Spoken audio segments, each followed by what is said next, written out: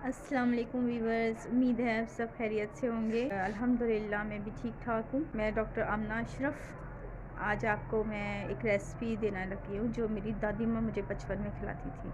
वो एक सेमियाँ बनाती थी, ऊपर हम चीनी डाल के खाते थे। आज मैं वो रेसिपी आपके साथ शेयर करने लगी। उम्मीद है कि आपको पसंद आएगी। वीवर्स, आप पहले मेरा चैनल सब्सक्राइब कर दें और इसलिए कि आप बाद में वीडियो देखते देखते भूल जाते हैं। शेयर करें, लाइक करें और कमेंट सेक्शन में जाके अच्छे अच्छे कमेंट्स दिया करें ताकि मेरी हौसला अफजाई हो। और बेल आई बटन को भी दबा दीजिएगा ताकि मेरी आने वाली मज़ीद वीडियोस आपको मिल सके। और अब हम शुरू करते हैं अपनी रेसिपी। बिस्मिल्लाहिर्रहमानिर्रहीम। वीवर्स, इसके लिए हमें चाहिए ऑयल, सेमिया, चीनी, वाटर। बस पैन में हमें थोड़ा सॉल्ट डालना है, बस डाल देंगे सेमिया। बस हम इसको ना हल्की आंच पे भून रहे हैं। ने इसको तकरीबन 5 मिनट्स भूनना है।